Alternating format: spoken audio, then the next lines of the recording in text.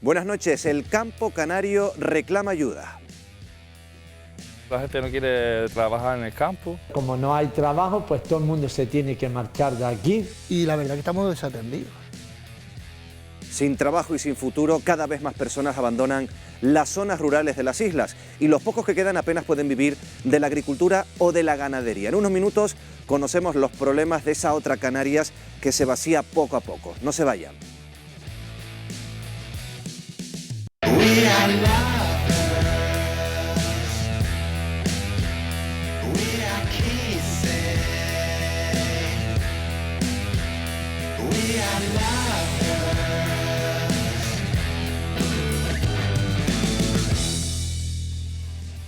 Buenas noches. Las zonas rurales en Canarias están experimentando un proceso de abandono que está llevando a la desaparición de caseríos y pueblos. Es difícil vivir sin servicios, comercios, transporte público o conexión a Internet.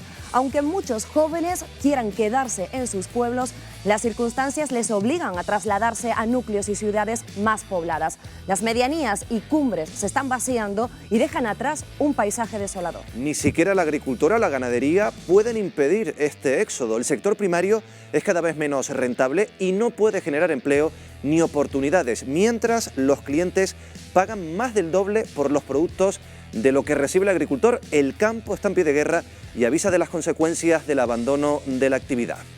Consecuencias que ya se hicieron visibles en los incendios que asolaron islas como la de Gran Canaria este verano. ¿Somos conscientes de la importancia del medio rural para nuestro archipiélago? ¿Estamos poniendo los medios necesarios para frenar su despoblación? Esta noche, en Fuera de Plano, Canarias vaciada.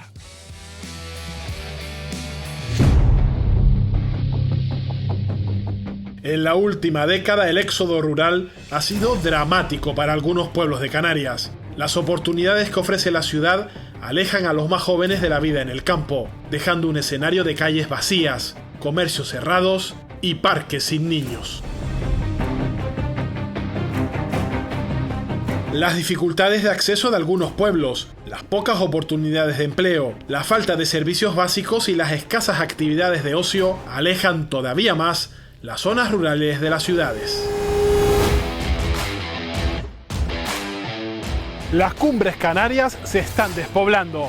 Sus vecinos prefieren trasladarse a las grandes urbes. ¿Por qué?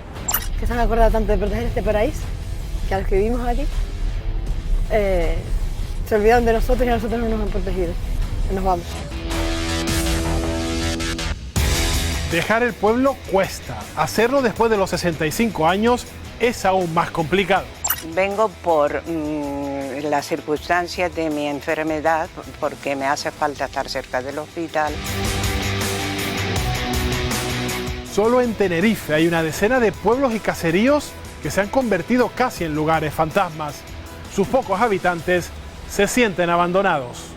Ni hay aguas para regar, las tuberías están abandonadas, las galerías. Si no hay medios de ayudarles, ¿cómo van a venir? En Canarias, unos 2.000 niños y niñas estudian en escuelas unitarias. En muchos casos, se han convertido en el salvavidas de las zonas rurales. Nosotros hemos decidido vivir aquí y por eso queremos que nuestros hijos mantengan este ambiente.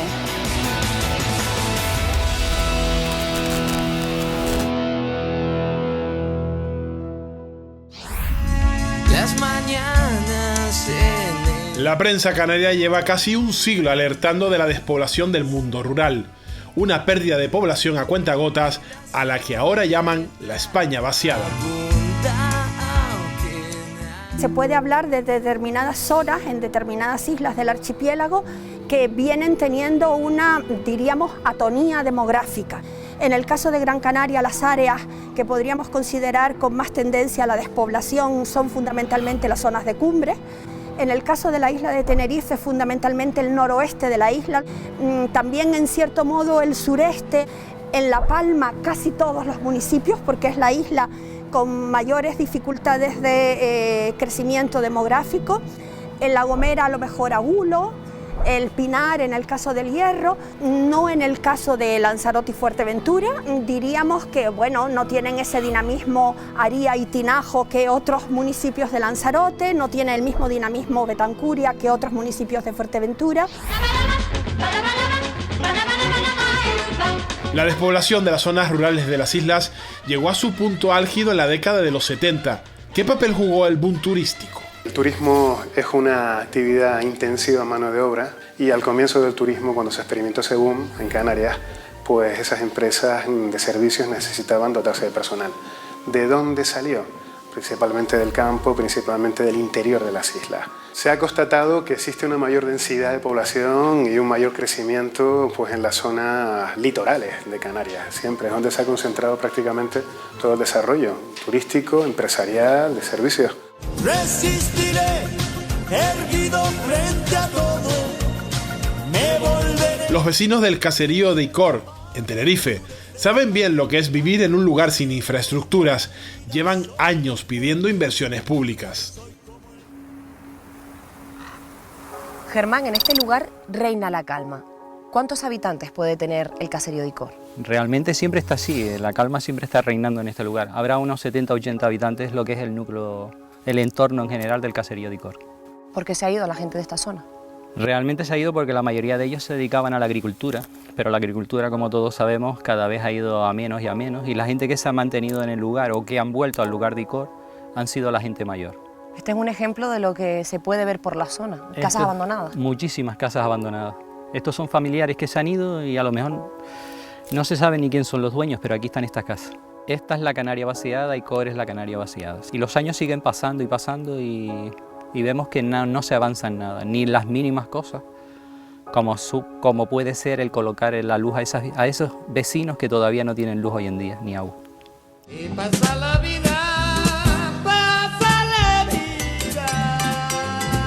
Vivir en esta zona es muy tranquilo, demasiado tranquilo, porque no hay nada, no hay ninguna cosa para, yo qué sé, ningún gimnasio. ¿Y echan de menos tener los servicios cerca? Mucho, mucho, porque si necesitas, yo qué sé, ir a cualquier lado ya tienes que, ya no esperar el autobús, sino tener un coche. Porque si vas al autobús a las 9 de la mañana, vienes a la 1. Es que esto estaba todo habitado y ventas y cantinas y la forma de vida, ¿no? De siembra de papas y granos y cosas así. Y después ya se fueron marchando, los que fueron más jóvenes ya se fueron marchando porque ya esto fue abandonándose. Y ahora mismo, como no te dan recursos para mantener casas ni para nada, pues más se abandonan las tierras y todo. Hay carteros nuevos cada mes. No se sabe la dirección, te mandan una carta y te la ponen allá abajo. Unas pruebas médicas no me llegaron, tuve que ir a Santa Cruz a que me las dieran, o sea, es una pena. Ni hay aguas para regar, las tuberías están abandonadas, las galerías, los canales, se pierde demasiada agua. La mayoría de los pueblos estos se han quedado sin personas, sin habitantes, es por eso, porque abandonan, si no hay medios de ayudarles.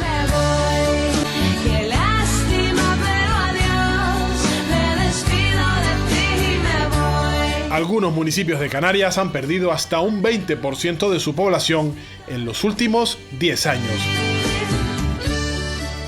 Me voy pa'l pueblo, hoy es mi día, voy a alegrar toda el alma mía.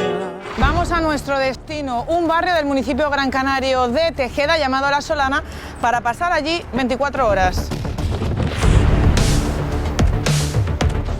En Gran Canaria, los municipios de la cumbre son los que más sufren la despoblación. Donde nos dirigimos al barrio de La Solana, apenas viven 15 personas. Acabamos de llegar, hemos tardado aproximadamente 1 hora y 50 desde Las Palmas y hemos quedado con Roberto, uno de los pocos vecinos que aún vive aquí.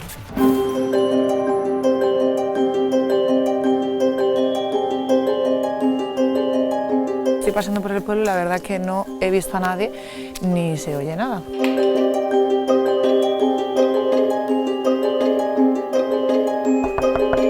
Sí.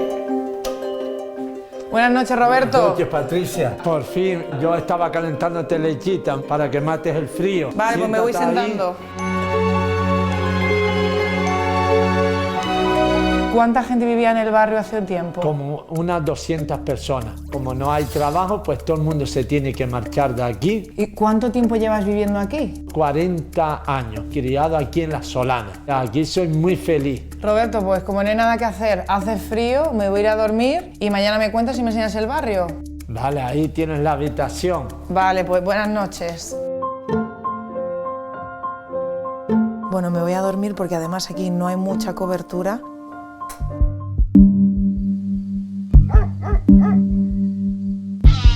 Buenos días, Roberto. Buenos días, Patri. Veo que estás preparando el desayuno, pero ¿aquí pasa el panadero? El panadero solo viene los sábados y lo tengo todo que congelar. Antiguamente, cuando había más gente, sí que venía, ¿verdad? Sí, venía 4 veces a la semana.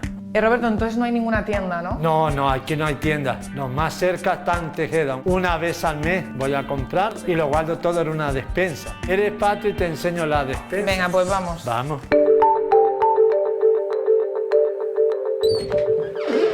Aquí tengo carne, pescado y como ve la despensa, pues cuando salgo compro de todo. Roberto, ¿cuánto te gastas de luz al mes? Yo me gasto como unos 200 euros de luz todos los meses para congelar las cosas aquí. Patri, me voy porque ya me tengo que ir a trabajar. Vale, pues venga, te acompaño. Roberto, ¿y a trabajar vas en moto, no? ¿No tienes coche? No tengo coche. Y no tener coche me imagino que te dificulta bastante poder ir a Las Palmas, a Tejeda. Sí, a todos sitios. A donde quiera que vaya tengo que ir en la moto o en un taxi, porque aquí guaguas no tenemos. La carretera está en muy malas condiciones. Los inviernos aquí son muy duros y nos hemos quedado incomunicados también. ¿Cómo haces con la gasolina? La gasolina, yo compro una garrafa de 25 litros y le voy echando. Roberto, te dejo que te vayas a trabajar al Ventaiga, que trabajas allí de vigilante de seguridad. Yo mientras voy a ver si hablo con los vecinos y con el alcalde de Tejeda. Que tenga buen día. Riscales los de Tejeda. Hemos venido al casco de Tejeda porque nos está esperando el alcalde.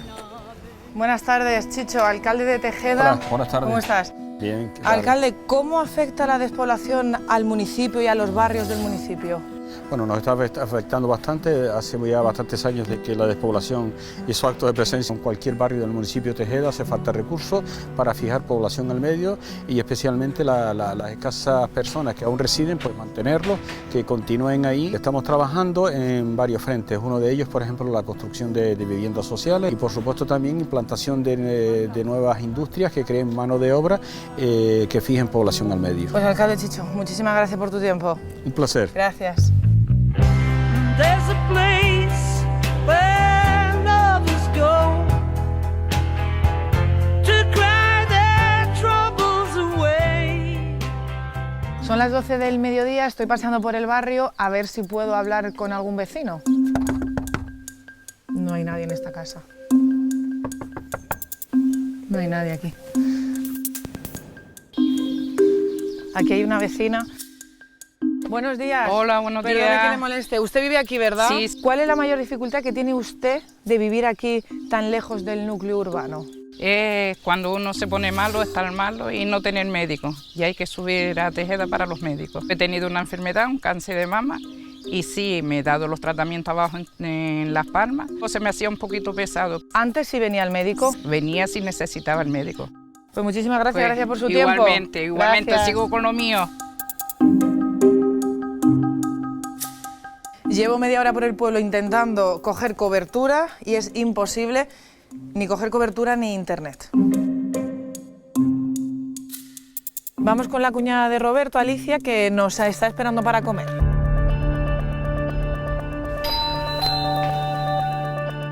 Hola Alicia, hola. buenos días. ¿Qué tal? Vengo a comer contigo. Ya está todo preparado, estaba esperándote. Vale, genial, pues venga. Alicia, aquí en las casas no llega fibra óptica, ¿no? No, aquí a las casas no llega fibra óptica. Aquí tampoco hay mucha cobertura. ¿Y antes aquí vivías con tus hijos? Sí, claro. ¿Y qué ocurrió? ¿Ellos se fueron? ¿Por qué? Hombre, cuando terminaron aquí en el colegio, pues fueron a estudiar abajo. Y aquí no pueden estar por, claro, de la distancia en primer lugar, y para los que usan el internet y eso, que es más difícil estudiar y todo sin el internet aquí. Uno de los principales motivos que la cobertura no llegue, sobre todo a las zonas rurales, es que no se están, por parte de las operadoras, haciendo las infraestructuras necesarias. Prácticamente si tienes que tener el teléfono en la ventana para coger algo de cobertura, o si pones la tele por cable, pues ya no te funciona internet, o si tienes conexión a internet, pues ya no te funciona la televisión. Es decir, ¿qué ocasiona esto? Pues efectivamente que estos núcleos se vayan despoblando cada vez más, porque la gente tiende a estar en núcleos poblacionales donde realmente sí que haya cobertura y donde estén conectados con el mundo exterior, que al fin y al cabo es lo que la gente busca hoy en día.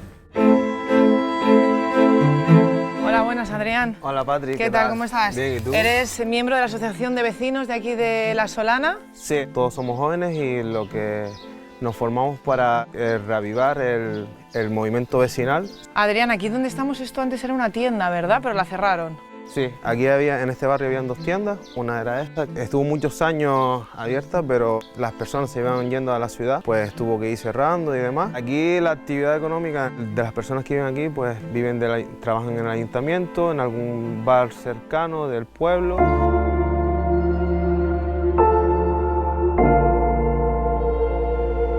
Adrián, tengo entendido que había una escuela por aquí. Sí, efectivamente, aquí había una escuela y si quieres vamos y así.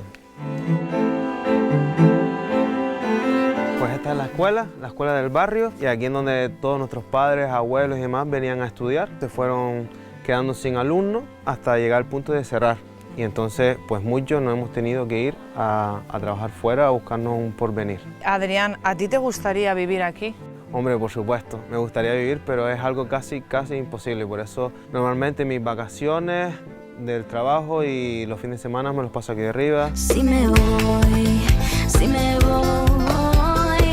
me extrañaría si me voy. Pues después de pasar 24 horas en La Solana, nos volvemos a Las Palmas de Gran Canaria y hemos podido comprobar lo difícil que es vivir en un barrio que se está quedando vacío. Si me voy, me extrañaría si me voy. Mi pueblo de tanto campo, tanto verdor. Algunos pueblos tienen un final dramático, se convierten en un lugar fantasma. Como Madre del Agua, en Arico, hace una década solo quedaba un habitante, Ángel. Pero don Ángel, ¿siempre ha vivido aquí solo o ha habido gente aquí? Ya hay tiempo que vivo solo, pero antes había un montón de gente. ¿Seguirá viviendo allí?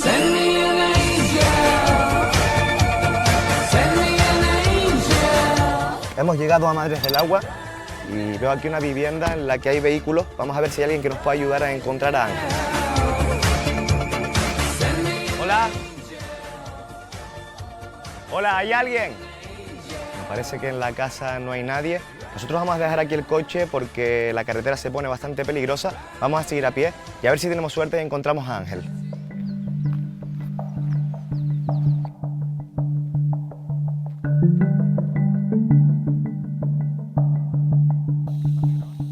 Hola. Hola, buenas. ¿Qué tal? Venía buscando a Ángel. Ángel soy yo. No, pero un señor un poquito más mayor, tú eres un poquito joven. Ah, sí, es un señor mayor que vivía aquí arriba, pero ya no vive aquí ya. ¿Y qué edad tienes tú, Ángel? Yo 26 años. ¿Y qué hace un chico de 26 años viviendo en un sitio como este? Pues a mí me gustaría vivir del campo. Pues mi abuelo estuvo viviendo aquí, era cabrero. Y a mí me gustaría poder llegar a vivir de eso también. Entonces, ¿se podría decir ahora mismo que la única persona que vive en Madres del Agua eres tú? Sí. Aquí todos los días vivo yo, menos los fines de semana que viene gente a pasar el día y eso estoy yo solo aquí. ¿Y cuáles crees tú que pueden ser los motivos por los que no viva nadie aquí? Aquí no hay luz. Aquí si quieres tener luz tienes que tener un motor o ponerte placas y buscarte la vida. Aquí mi abuelo estuvo viviendo casi 30 años y prometieron un montón de veces que iban a poner luz, pero aquí seguimos. ¿Tú tienes carnet de conducir? No, yo caminando a todos lados. ¿Dónde está la parada de guagua más cercana? Pues más o menos a 1 hora caminando para abajo. Y hablando de servicios esenciales, internet, por ejemplo, ¿tú tienes internet aquí? Tampoco, internet tampoco. ¿Y cobertura, por ejemplo, en el teléfono móvil? No, cobertura tengo que ir por la carretera para abajo y con suerte. ¿Tú crees que si yo ahora sigo subiendo por la carretera podría encontrarme con alguien más por aquí, por esta zona? No, ahí el único que te puedes encontrar es un señor que se llama Domingo, que viene también los fines de semana, que lo mismo, ahora mismo está colocando placas solares. Búscalo, búscalo. Hola. Hola, ¿qué tal? ¿Qué tal? ¿Cuál es su nombre? Antonio Domingo. ¿Usted qué cree que tiene que pasar aquí para que la situación cambie, para que la gente empiece otra vez a querer venir a vivir aquí? Hay gente que le gustaría vivir aquí, de los que tienen casitas, pero claro, si no tienen el servicio básico, que una de las cosas es la luz.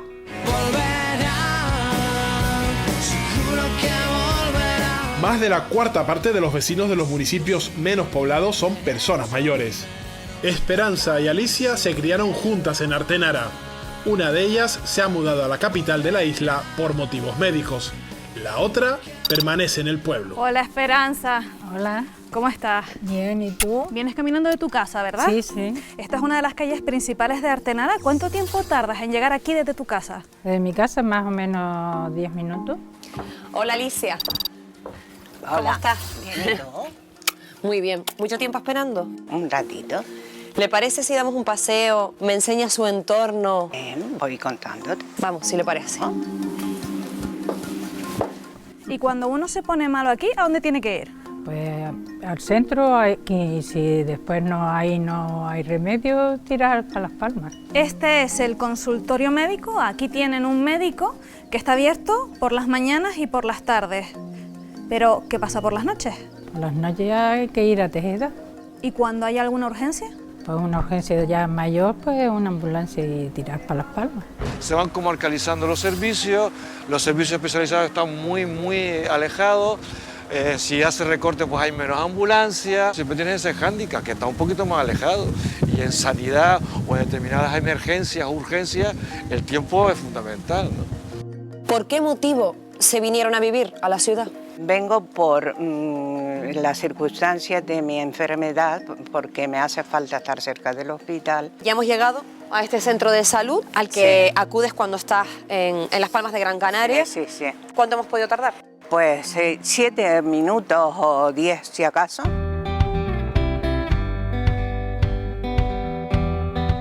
Este es el único cajero que hay en Artenara. Sí, ese es lo único que hay. Y cuando alguien tiene un banco distinto al de este cajero, ¿qué es lo que tiene que hacer? Pues yo creo que tendrá que ir a otro sitio donde esté el banco que ellos tengan. ¿Y cuál es el más cercano? ¿Será media hora o un poco más? Quiero vivir en la ciudad, quiero vivir en la ciudad, quiero vivir en la ciudad. Hemos llegado a una de las calles más céntricas de la capital. Hemos tardado apenas un minuto desde el centro de salud. Y aquí tenemos todo cerca. Sí, tenemos bancos, tenemos montones de servicios, de comida, de supermercados, pues de todo, claro, que estamos en una ciudad. ¿Se acostumbra usted a tanto ruido en la ciudad? Bueno, yo el ruido lo llevo mal. A mí no, últimamente los oídos me hace bastante daño. ¿Y cómo estarán sus amistades, por ejemplo, Esperanza? Esperanza, bienísimo, está allí estupendo. ¿Le parece si vamos a su casa y hablamos con Esperanza? Claro, yo creo que sí. Vamos a sentarnos un momento aquí, Esperanza, porque me están llamando. Mire, creo que es para usted. Hola. Hola, buenas tardes. ¿Qué tal, Alicia? Bien, ¿y tú? Está muy bien, hoy está un día estupendo. Eso es lo que tiene Artenara, que el día que hace frío es imposible, pero el día que está bueno está de gloria. ¿Y tú no quieres venir para arriba? Tú no sabes que a mí donde me gusta estar es aquí en Las Palmas, donde me gusta estar es en Artenara. Mira, ¿y qué echas tú de menos de aquí? Ah, mira a ver lo que voy a echar de menos, todo, hasta ti. Pues niña, me alegro de saludarte. Y Angelita y a todos, un abrazo. Vale, y otro para ti y a todos los tuyos. Me tengo que ir. Los más jóvenes también lo tienen complicado en las zonas rurales. La falta de oportunidades educativas, laborales y de actividades de ocio obliga a muchos a trasladarse a la ciudad. Hola, Michael. Hola. ¿Te parece si damos un paseo y hablamos? Venga, vamos. ¿Por qué has tenido que venirte a vivir a la capital? Como muchos jóvenes, pues nos hemos instalado en Las Palmas y pues nos hemos buscado un piso para tener más cerca la universidad y poder venir a clase sin tener que estar en la carretera pues 3 horas todos los días para ello. Si no negamos posibilidades de progreso a esos jóvenes del medio rural y les facilitamos opciones para especializarse en determinadas actividades que no necesariamente tienen que estar en el medio rural, tenemos que aceptar que algunos quieran marcharse del medio rural. ¿Cuál crees que sería una solución? Por ejemplo, lo que son infraestructuras para los jóvenes y que las comunicaciones son muy importantes también. Que no hay gente más buena que yo haya visto en otro lugar. Es mi pueblo, es mi herencia, que me dio mi bandera. Sin embargo, hay otros jóvenes, la minoría, que prefieren quedarse en su pueblo y seguir la tradición familiar. Javier, ¿qué tal? Hola. Tú eres un joven de 27 años que ha apostado por quedarse en el campo y por la agricultura. ¿Por qué? Porque siempre lo que me ha inculcado mi padre es trabajar en agricultura y los productos de la tierra para la casa. Y se ha ido perdiendo poco a poco. Aquí todavía quedan pocos agricultores, pero vamos viendo cada vez menos y hay que apostar por la agricultura. Si quedan pocos agricultores, me imagino que menos aún jóvenes agricultores como tú. Hombre, es más fácil, en Las Palmas se puede conseguir más rápido estudiando que estar aquí laboreando la tierra. En Canarias teníamos unos 50.000 hectáreas cultivadas, ahora estamos rondando las 39.000. Y cuando la tierra se abandona, ese suelo va perdiendo su fertilidad y al final terminamos comiendo peor, terminamos comiendo mucho menos variado, porque la importación de alimentos se hace de determinadas especies, pero esa riqueza del potaje de berros, eso se va perdiendo. Es bonito que lo que tú plantes salga y te lo comas y sepas tú los productos que tú le has echado, no tanta cosa de fuera que son cosas con venenos y el diablo, y aquí más o menos sabes tú lo que le echas a los productos que te comes. Los contras es que se va viendo uno solo y mucho trabajo para uno, la gente no quiere trabajar en el campo.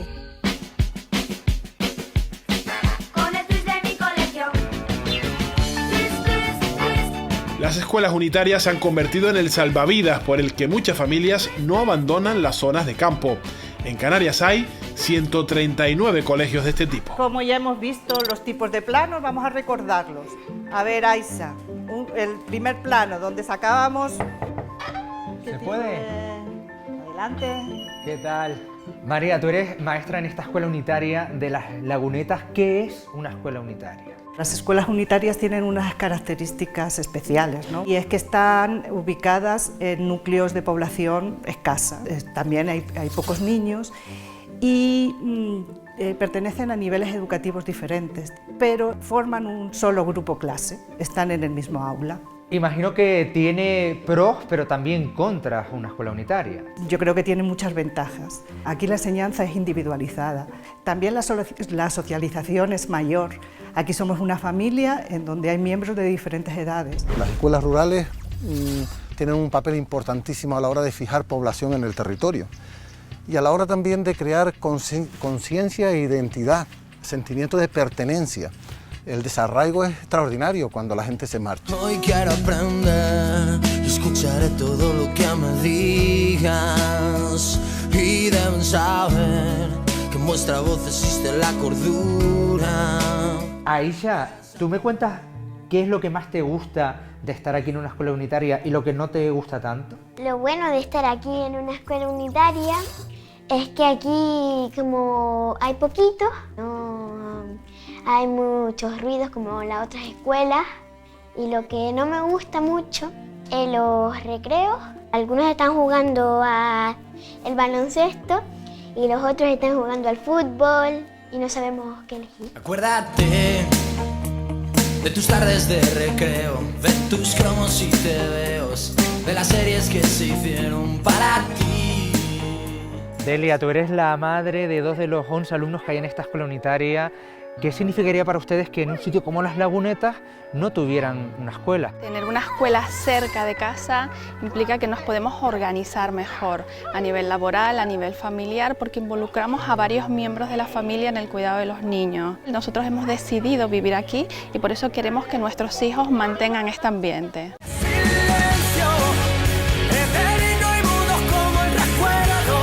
Las risas de los niños han dejado de escucharse en pueblos como Garafía, uno de los más envejecidos de Canarias. La mitad de sus vecinos supera los 50 años. Hemos llegado ya a la villa de Garafía y nos dirigimos al encuentro de una familia que nos va a acoger durante 24 horas para ver cómo es el día a día, cómo es la vida en esta zona de Canarias.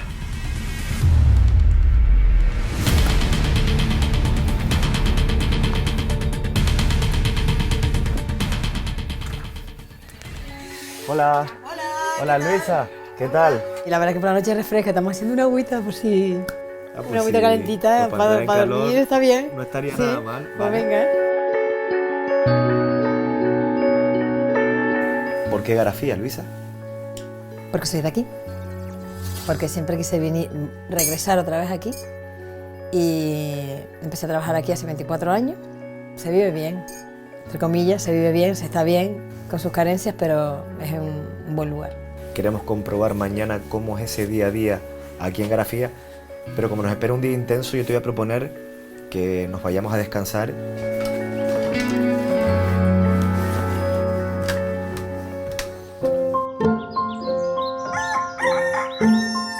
Hola, buenos días. Hola, buenos días. ¿Ya estás preparada ya para irnos al cole?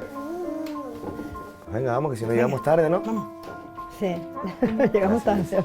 Venga, vamos. Viendo ahora el camino, que anoche no se apreciaba tanto, la verdad que es un camino complicado. Este es el camino que tienes que hacer todos los días para llegar a tu casa y para poder salir, ¿no? Sí, este es el camino. Es bonito, la verdad, precioso. Es un paraíso. Este paraíso está tan protegido, que se han acordado tanto de proteger este paraíso, que a los que vivimos aquí se olvidaron de nosotros y a nosotros no nos han protegido. Nos vamos.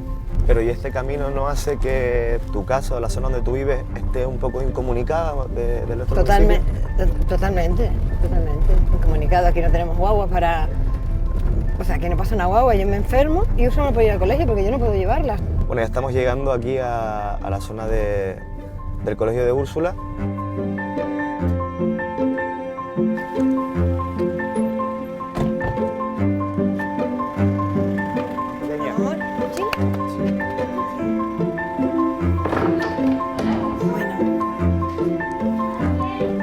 ¿Listo? Ya está.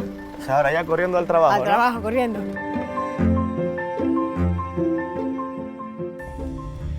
Luisa ya ha ido al trabajo después de dejar a la niña en la ludoteca y nosotros hemos quedado con la secretaria del AMPA para ver cómo es la enseñanza en este municipio. Hola Carolina. Como secretaria del AMPA, ¿cómo es la realidad educativa que se vive en este municipio? Bueno, pues tenemos un cole donde hay 51 alumnos y están organizados en 3 aulas. Un solo colegio, pero institutos no hay ninguno. Nosotros en su momento sí que reivindicamos mucho el tema de mantener aquí por lo menos el primer ciclo de la ESO, primero y segundo de la ESO.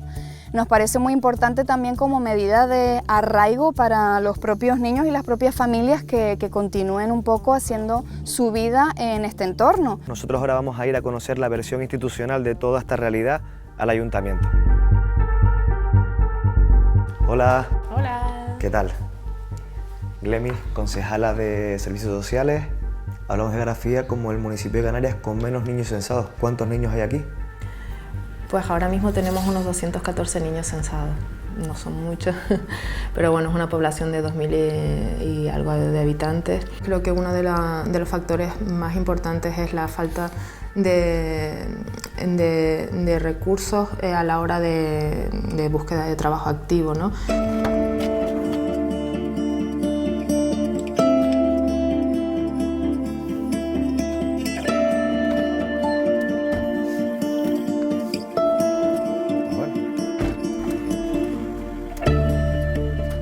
Ya no tienes más cole hoy, ¿no? Hasta mañana.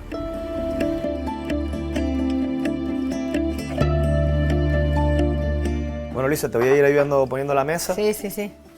Para sentarnos ahora a comer. Te iba a preguntar, un día cualquiera, a esta hora de la tarde, ya Úrsula comió en el comedor, tú ya terminas de comer, ¿qué sueles hacer con la niña? ¿Qué suele hacer ella? Pues alguna vez salimos a caminar, quedamos con una amiga y o nos quedamos aquí en casa a pintar, a jugar con los gatos. ¿Tú conocerías algún comerciante, algún empresario de aquí, de este municipio? Sí, conozco varios, sí. ¿Podrías hablar con él y concertarnos una entrevista para ver cómo llevar un comercio en un municipio con tan poca vida o con tan poca actividad como Garafía? Sí, sí. ¿Vamos a ver a Nieves? Vamos a ver a Nieves. Hola, Nieves. Hola, ¿qué tal? Hola, Nieves. ¿Cómo es tener un negocio aquí en este municipio? Hombre, fácil no es, pero bueno, comemos de él. No buscamos otras aspiraciones de ponernos ricos en 2 años, entonces es un poco mantenerlo porque, como tú bien lo has dicho, no hay muchos comercios aquí y si también los cerramos, pues imagínate tú, lo pensé desde el principio y lo quiero seguir manteniendo, espero no tener que irme de Grafía, porque me gusta. Pues Nieves, muchísimas gracias por atendernos así en tan poco tiempo y por ayudarnos a entender cómo es tener un negocio pues, aquí en Grafía. Gracias a ustedes. Nos vamos, Luisa. Venga, buenas tardes. Gracias, Nieves. Adiós. Que la vida son 2 días y hay que aprender a enloquecer. La despoblación y el abandono del campo es una desventaja para algunas personas, pero para otras es una oportunidad de lograr una vida mejor. Alejarse de las ciudades tiene múltiples beneficios. Nos dirigimos a casa de Mirna y su hija, que han decidido dejarlo todo en la ciudad para conectar con la naturaleza. Ellas forman parte de una minoría de canarios que prefiere volver al mundo rural. Hola Mirna. Hola Cristian, ¿qué tal? ¿Cómo estamos? Muy bien. ¿Me invitas a pasar? Por supuesto, adelante. Mirna, tú has decidido dejarlo todo en la ciudad y venirte a vivir al campo. ¿Por qué? ¿Por qué has tomado esa decisión? Bueno, después de mucho dar vueltas, pues he decidido que aquí es donde quería llegar y aquí es donde quiero jubilarme además. Yo estudié arquitectura técnica, me licencié, tenía mi plaza en propiedad, trabajé en educación, trabajé en patrimonio durante 17 años y lo dejé todo. Vamos a dejarlo todo atrás. Tú vienes de padres que eran agricultores y que no estaban de todo de acuerdo con que te criaras en el campo. Sí, no querían. Yo sentí que en ese sentido nos estaban protegiendo como de la vida tan dura que supone vivir en el campo. Para ellos lo fue, ¿no? Vivían en La Palma además. ¿Cuándo te diste cuenta de que querías volver al mundo rural? Cuando tenía de todo. En el momento en que lo conseguí todo, tenía un trabajo fijo, sueldo, pareja, hijos, todo genial, decidí que no era suficiente. Cuando vivías en la ciudad, ¿qué sentías? ¿Estabas cómodo? No, sobre todo en Las Palmas me costaba mucho. Me resultaba muy complicado vivir en Las Palmas. ¿Qué dejaste atrás? atrás? Un lujo. ¿Que me guste más que esto? Nada. No, a lo mejor más fácil comunicación. Aquí tenemos un problema, sobre todo con el tema del teléfono, con estar comunicado. Ya ves lo que te ha costado conectar conmigo. Qué difícil cantarle a tierra madre que nos aguanta y nos vio crecer. Y a los padres de tus padres y a tus hijos, los que vendrán después. Si la miras como a tu mamá. Eres la hija de Mirna, que también has decidido venirte a vivir al campo. ¿Por qué? Porque no me imagino viviendo en otro lugar, la verdad. Habiendo conocido también la facilidad y la comodidad, ¿no?, de la vida en una ciudad, a veces también tiene sus ventajas, ¿no? Pero me quedo con el silencio y la tranquilidad del campo. Aquí puedes estar en contacto con la tierra, en contacto contigo. Es una soledad muy bonita porque, bueno, escucha, si yo me callo... Un silencio que no podemos permitir que se convierta en vacío.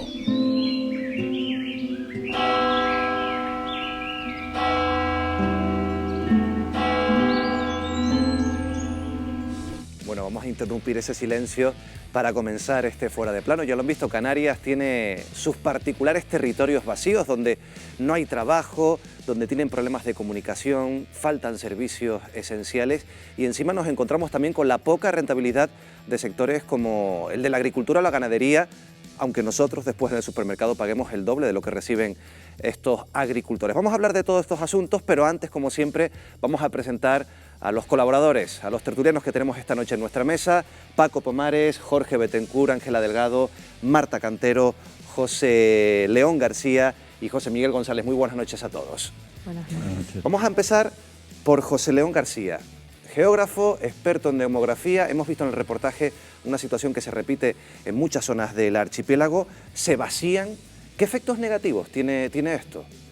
Bueno, primero habría que precisar la pregunta suya, porque realmente ese fenómeno en Canarias ocurre solo en algunos sitios, no es un fenómeno generalizado. Es verdad que este programa se dedica a ese tema, ¿no?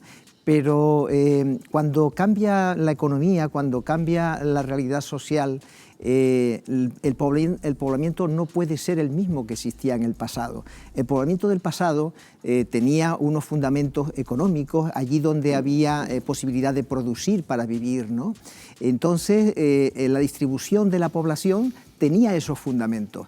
Actualmente, desde hace mucho tiempo, las cosas han cambiado. Por tanto, no podemos pretender que eso continúe igual, ¿no? Entonces, solo algunos sitios se han despoblado, pero no es un problema general en Canarias. También está con nosotros Ángela Delgado, presidente de ASAGA, ganaderos, agricultores de Canarias. Ángela, hemos visto en las últimas semanas reivindicaciones del colectivo en la península. Ustedes afirman que en Canarias también tienen los mismos problemas. ¿Aquí van a salir a la calle a manifestarse? Tenemos los mismos problemas o algunos añadidos más. Sí, estamos planificando entre las organizaciones que hemos llegado a un acuerdo a nivel nacional para esa salida del campo a la ciudad y en breve, muy breve, comunicaremos fechas. Bueno, también antes presentamos a José Miguel González, economista. Estamos hablando de la diferencia de precios entre cómo lo vende el agricultor y después a qué precios lo compramos nosotros en el supermercado. ¿A qué se debe esto? ¿Dónde se queda o dónde se va ese dinero? ¿Si es un problema de los mayoristas, de los supermercados o es un cúmulo de factores? Bueno, realmente es un cúmulo de factores, es decir, aquí el problema que se argumenta principalmente es el problema de dimensión, es decir, no hay tanta producción ni extensión agraria como para poder utilizar precios lo suficientemente bajos y más competitivos. De ahí que la cadena de valor está inicialmente en lo que es la tierra, pero luego esa cadena de valor se va incorporando, sobre todo porque no es suficiente la cantidad de producción suministrada como para abastecer toda la demanda. Enseguida vamos a tratar este asunto. Sobre todo vamos a preguntarnos, ¿quién tiene la culpa de este aumento de precios desde el agricultor hasta el supermercado? ¿Los propios supermercados? ¿Los mayoristas? Vamos a hablar con ellos, será en unos minutos, no se vayan.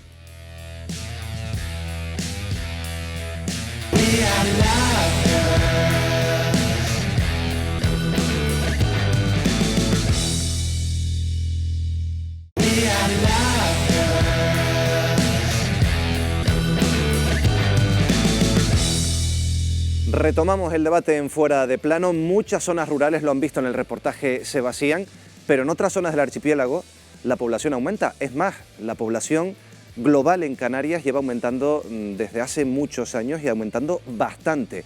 Eso sí, lo hace de manera desigual. Wendy Fuentes, buenas noches. Buenas noches, Miguel Ángel. Tú lo has dicho, la población canaria se ha duplicado en los últimos 50 años. De poco más de 1 millón de residentes en los años 70, superamos ahora los 2 millones de habitantes. Sin embargo, el crecimiento ha sido muy dispar, ya que algunos municipios del archipiélago han perdido más de la mitad de su población. Veamos las diferencias. Fuerteventura es la isla donde más crece la población. Se incrementa un 550% desde 1970, aunque no lo hace igual en todo su territorio, ya que mientras Petancuria gana solo 169 habitantes, el municipio turístico de La Oliva suma 24.000 nuevos residentes, casi 10 veces más. Lanzarote es la segunda isla con mayor incremento de sus habitantes, principalmente en otro municipio turístico, el de Yaiza, que cuenta con 15.000 nuevos residentes, lo que supone un aumento del 900%. Zonas costeras como esta que adquieren notables ventajas. Los municipios que se ven favorecidos por razones climáticas, por estar localizados junto al mar, disponer de playas y otras bondades naturales, pues se van a ver beneficiados por las inversiones de carácter turístico que generan infraestructuras alojativas y generan sobre todo mucho empleo que atrae numerosísima población. También en Gran Canaria hay más habitantes que hace 50 años y nos encontramos el mismo patrón. Mientras que Tejeda, en la cumbre de la isla, pierde una tercera parte de su población, las zonas costeras de Mogán y San Bartolomé de Tirajana triplican sus habitantes.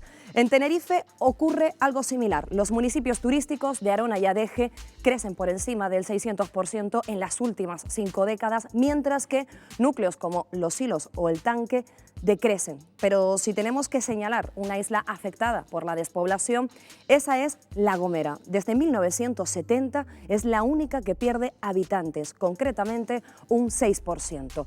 La Palma sigue la misma tendencia. A pesar de experimentar un débil crecimiento, municipios como por ejemplo Barlovento, Garafía y San Andrés y Sauces hoy cuentan con la mitad de residentes respecto al año 1970. Las causas de la despoblación son estas.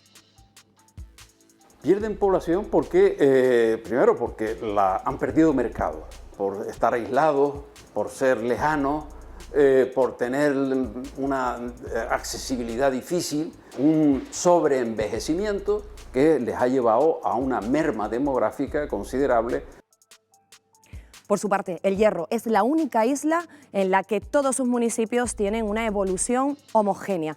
Ya lo han visto en esta radiografía de la población de Canarias. El resultado es que hay mucha más población, pero vive concentrada en las capitales y sobre todo, Miguel Ángel, en esas zonas costeras favorables también, como decíamos, a los puestos de trabajo. Ya hemos visto que hay muchos desequilibrios por islas, Wendy. Voy a preguntarle cómo se pueden corregir esos desequilibrios al experto, al demógrafo, José León. ¿Se pueden corregir en un futuro? No es fácil contestar esa pregunta, no tenemos la bola de cristal.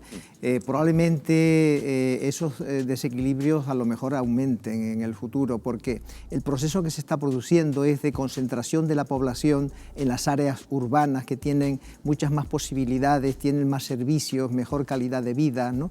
Entonces tendría que realizarse inversiones en servicios, en infraestructuras, en algunos sitios especiales donde las posibilidades de desarrollo sean grandes, no en cualquier sitio. Cualquier sitio no puede crecer. Eso es una clave, la inversión, tener servicios, porque nos estamos encontrando ahora, Paco, con una Canarias, lo hemos visto en el reportaje, a dos velocidades. Una hiperconectada, con muchos servicios, y otra que se va pues abandonando poco a poco porque faltan cosas.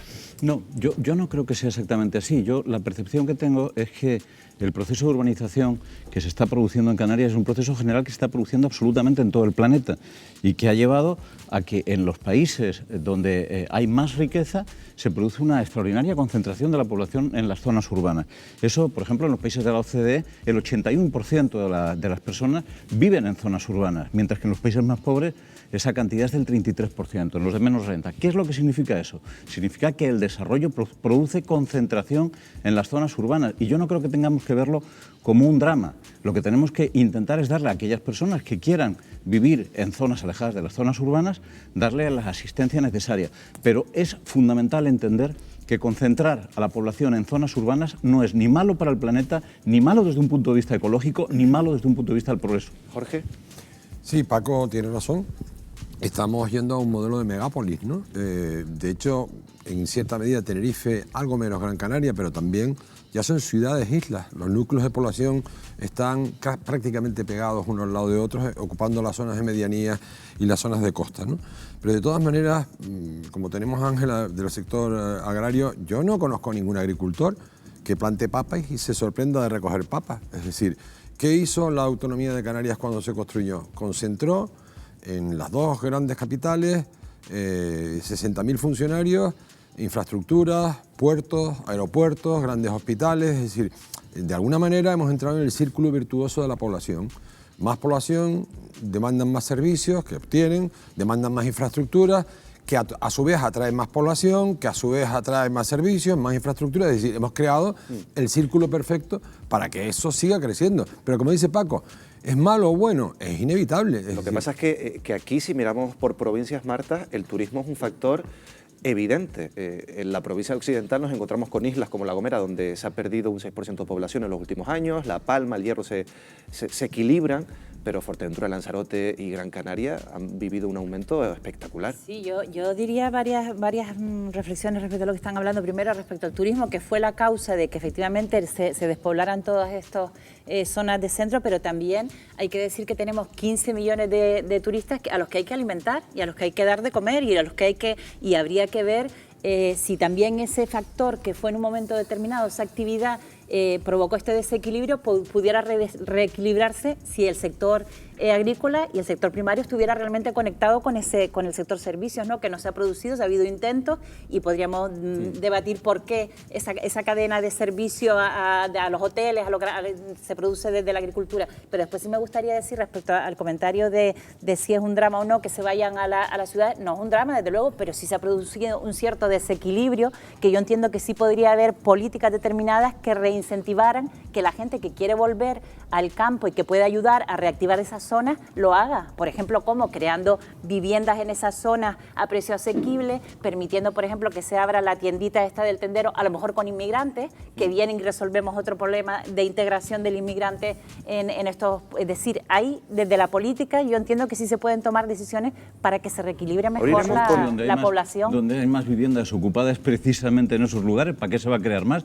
En todo caso, facilitar... Para que la gente que quiere volver, Paco, vuelva y tenga condiciones para hacerlo. En todo caso, facilitar que se puedan transformar o que se puedan vender. Pero de hecho, si algo sobra en lo que llamamos la España vacía o la Canarias vacía, es vivienda. Donde falta precisamente... Llama lo que quieras, pero que puedan volver a ser ocupadas. Donde falta precisamente es en las grandes conurbaciones, que es donde tenemos un gravísimo problema de vivienda. ¿Por qué? Porque todo el mundo quiere vivir en las ciudades. No todo el mundo, ya hemos visto que no, es que no todo el mundo. Ahora seguimos con este tema. Atento José Miguel, atento Ángela también, porque le vas a interesar lo que vamos a mostrar a continuación. Es cierto que estos días estamos hablando mucho del precio de las verduras, de las frutas, de lo que se le paga a los agricultores, a los ganaderos y lo que pagamos nosotros en un supermercado. En el último destino de esos productos está el sector primario en pie de guerra, protestando, pidiendo pues solucionar este asunto, buscando rentabilidad al trabajo que ellos realizan, y nosotros hemos querido recorrer pues el trayecto que realiza, por ejemplo, una lechuga, desde que se cultiva hasta que se vende a un supermercado. ¿Cuánto precio o a cuánto precio sale del terreno a cómo la vende el agricultor y a cómo se vende después en el supermercado? Este es el recorrido.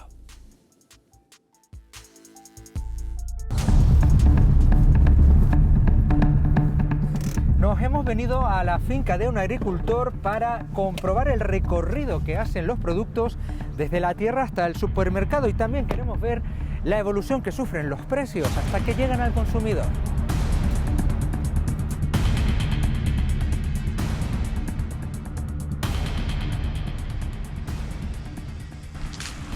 Andrés, ¿qué tal? Tú plantas lechuga. Sí, Román.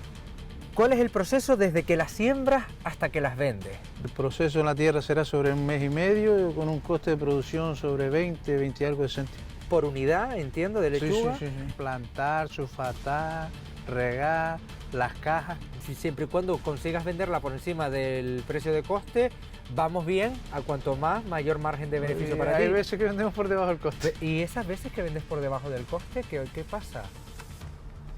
Subsistir, no se puede hacer otra cosa. ¿Todo esto mañana a dónde va? Al Mercado Las Palmas. ¿Te podemos acompañar mañana y ver allí cómo es el proceso con los mayoristas? Cuando quieras. Bueno, pues ¿a qué hora nos vemos mañana allí? A las 3. A las 3 de la mañana, madre mía. Bueno, pues allí nos vemos mañana. Bueno, encantado. Venga, hasta luego.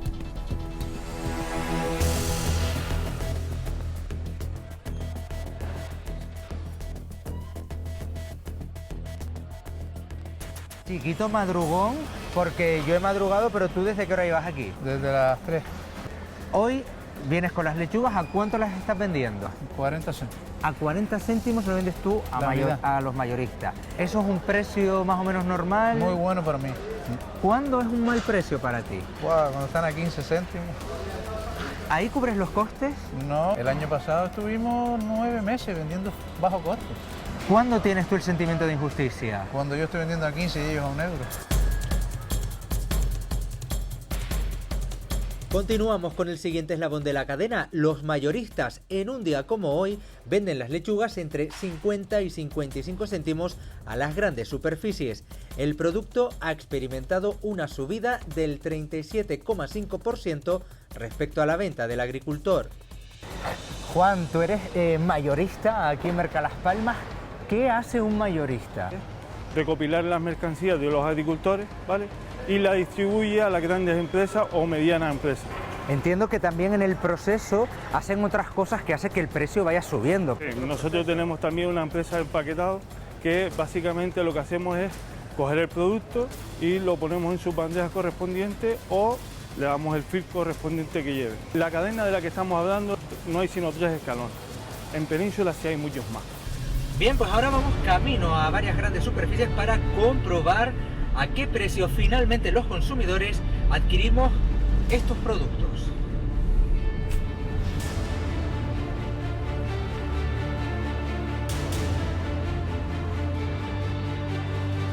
Y desde los supermercados aseguran que el margen que aplican es solo una mínima parte de todo lo que mueve la cadena del sector agrícola. Lo cierto es que la lechuga que esta mañana Andrés vendía a 0,40 céntimos en el Merca la hemos encontrado en un supermercado a 1,10 €, triplicando casi el precio, y en otra a 1,50, por lo tanto casi lo cuadriplica.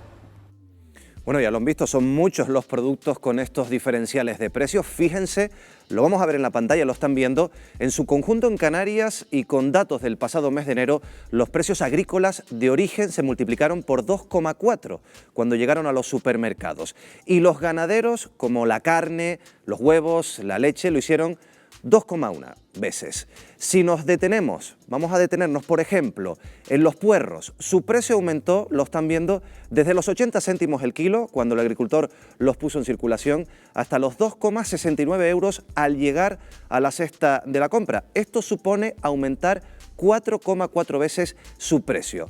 Ahora vemos lo que ocurrió con los pepinos, otro producto también de andar por casa. También en enero y también en Canarias, su precio de venta al público se multiplicó casi por 4. En concreto, ya lo están viendo en la pantalla, 3,9 veces nos costó más en el supermercado. Y por último, vean cómo se ha comportado la carne de ternera. El productor vendió el kilo a 3,95 €, pero alcanzó en el destino final, atención, los 13,88 €, es decir, 3,5 veces más que su valor inicial. Bueno, Ángela, hemos visto el caso de la lechuga, hemos visto esos precios con los datos de enero. ¿Esto es normal? Bueno, se ve que sí, que es normal, ¿no? Depende también de circunstancias. Hay productos que se manipulan más o se procesan o se les añade valor, otros no, simplemente se recogen y tal y como se recogen se llevan al consumidor. Entonces hay que ver diferencias. ¿Pero son diferencias razonables? ¿Ese aumento de precios se justifica en todos los pasos que, por ejemplo, da esa lechuga desde origen hasta la línea de venta, la línea de compra?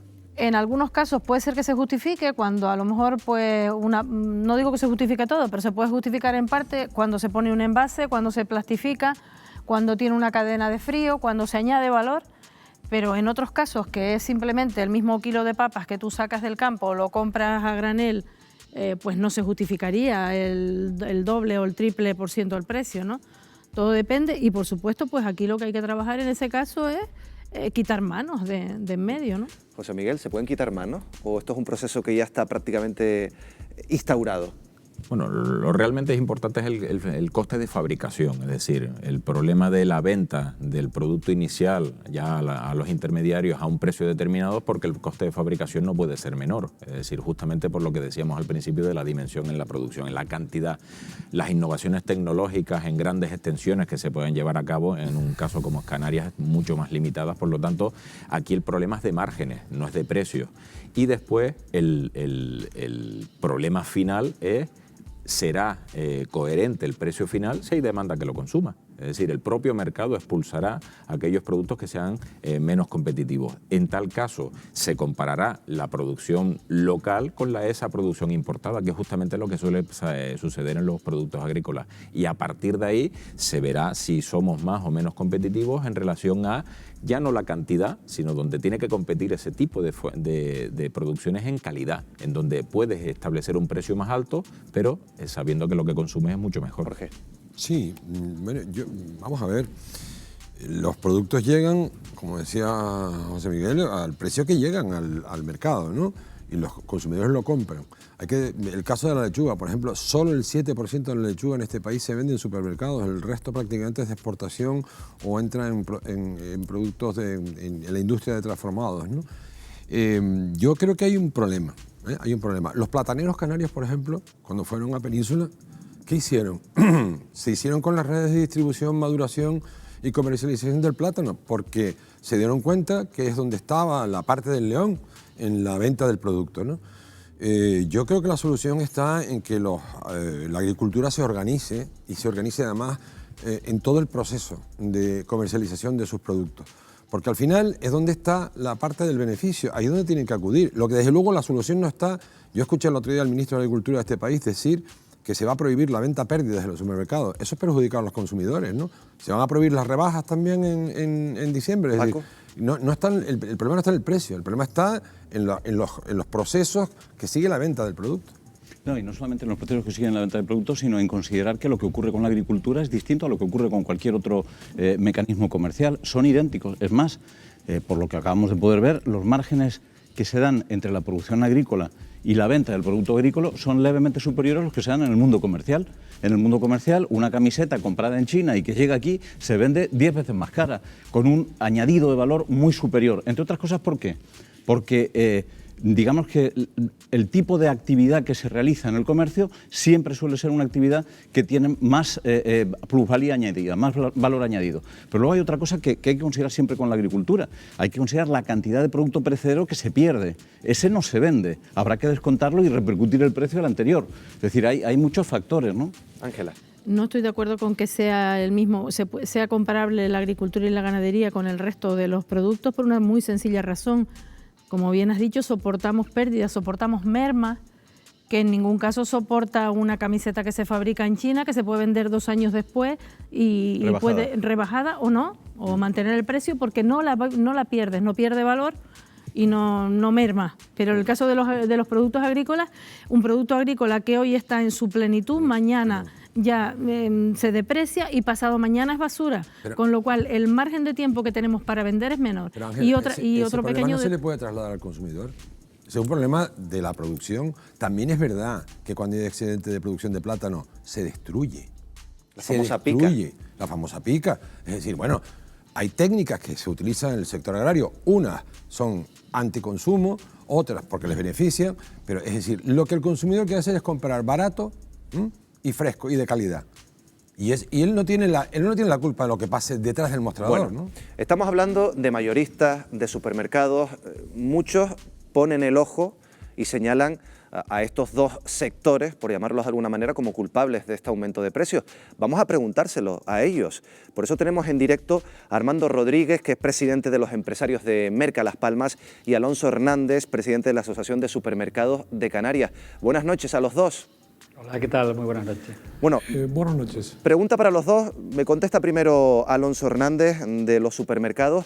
Hemos visto con los índices de precio, los índices de venta, cómo los productos agrícolas aumentan desde origen hasta que se venden. ¿Esta rentabilidad está justificada? Bueno, realmente si queremos hacer un análisis cierto y correcto en relación a los diferenciales de precios existentes entre la producción y el último parte del eslabón, que es la venta al público, tendríamos que acudir a fuentes fiables, y en este sentido tenemos las del Ministerio de Agricultura, que publica o publicaba, y en este sentido esto es un poco de crítica, ya que desde el 2013 no lo hace, cuál es la cadena de valor de cada uno de los productos, producto a producto, y cómo se incrementa con cada uno de los costes que van interviniendo a lo largo de toda esa cadena. Indudablemente no podemos comparar un producto que sale del campo y luego comparar ese producto con ese precio con un producto puesto en el lineal. Son dos cosas totalmente distintas, y sobre todo hablando según el tipo de canal en el que estemos estableciendo ese circuito. Armando, ¿los mayoristas inflan los precios, presionan a los productores? En absoluto. Realmente existen, digamos, 2 vías para llegar a Merca Las Palmas. Una de ellas son las cooperativas que están establecidas en Merca Las Palmas con su venta directa. Por otra parte, tenemos agricultores que tenemos un espacio en Merca Las Palmas donde ellos colocan sus productos y lo venden directamente a los detallistas. La tercera vía es directamente a través de los operadores que con mínimo garantizado y precios ya pactados se le liquida con una cuenta de resultados y una transparencia total, porque esos agricultores hacen un seguimiento de esos precios del mercado. Como ustedes verán, en una economía libre de mercado, prácticamente la demanda es la que un poco impone el precio de venta. Pero, por ejemplo, ¿nos podríamos saltar el paso de los intermediarios, Armando? ¿Los agricultores podrían saltarse ese paso y crear cooperativas y ahorrarse ese coste final en el producto? Es que existen esas cooperativas y también existen esas cooperativas que comercializan sus productos en Mercalas Palmas. O sea, no es nada novedoso, esto se lleva haciendo hace tiempo. Como ya les decía, incluso esos agricultores que se sitúan, actualmente existen unos 34 agricultores que venden sus productos directamente a esos detallistas. Y por supuesto los propios operadores que venden esos productos, y el mercado es el que regula al final el precio. Bueno, hace muy poco el presidente del gobierno puso el ojo en los supermercados, dijo que tenían que hacer autocrítica. Yo no sé cómo están viendo esto desde el colectivo, Alonso. Bueno, las patadas para arriba siempre suelen funcionar, ¿no? Lo cierto es que en España, afortunadamente, tenemos una regulación, y de eso el ministro sabe y ha hablado en distintas ocasiones, que es la ley de la cadena agroalimentaria. Es importante destacar que dentro de esa ley de la cadena agroalimentaria, uno de los fundamentos es precisamente conseguir la mayor vertebración dentro de esa cadena para los productores, de tal forma que al final ganen valor añadido en sus producciones. Esto, desgraciadamente, pues por parte del Ministerio, en la parte que le toca, pues no lo ha desarrollado. Y yo entiendo que ahora, con lo que se está hablando de la modificación de la ley de cadena agroalimentaria, pues sea una de las partes o eslabones importantes a transformar, puesto que al final, cuando se hablan de estos costes, antes hablaba de cooperativas. Bueno, pues la cooperativa no deja de ser un coste interpuesto entre un agricultor y un punto de venta final. Lo que sí que ocurre ciertamente es que es un coste necesario, puesto que al final el producto, como antes comentábamos, desde el campo a la mesa, pues necesita una serie de transformaciones, de calibraciones, de limpieza, de determinación final para ese producto, para la venta. Pregunta para los dos, y ya cerramos esta conexión, porque el Gobierno de Canarias ha deslizado la posibilidad de establecer pues unos precios mínimos, algo similar a lo que pasa en Francia. ¿Cómo lo verían los mayoristas primero? Después le pregunto a los supermercados. Bueno, realmente no ha existido nunca una regulación, siempre hemos estado en una economía libre de mercado, como antes ya os decía, el mercado regula el precio. Realmente yo no sé hasta qué punto podía ser efectivo de fijar unos precios, porque realmente influye mucho lo que es la producción, influye una serie de factores que al final, incluso a nivel de cadenas, son competitivos, porque al final la demanda se iría a la competencia si tiene unos márgenes y unos precios superiores a los habituales. Entonces, realmente no sé hasta qué punto se podía fijar unos precios cuando realmente las especificidades de Canarias son muy diferentes a las especificidades de Península. O sea, aquí vivimos en un territorio fragmentado donde los costos de producción son muy superiores a la Península. Incluso hay muchos agricultores pequeños que, desgraciadamente, bien por mentalidad o por falta de ayuda, no se pueden agrupar y formar verdaderas cooperativas importantes, como ocurren en muchas partes de Europa. A ver. Entonces, realmente aquí lo que hay que fomentar es que los agricultores se organicen, sean competitivos y puedan vender los productos a su mejor precio. ¿Precios mínimos, sí o no? Alonso Hernández, supermercado. No se trata de que sí o que no, porque esto sería una postura sencilla o simplista, y perdonadme la expresión.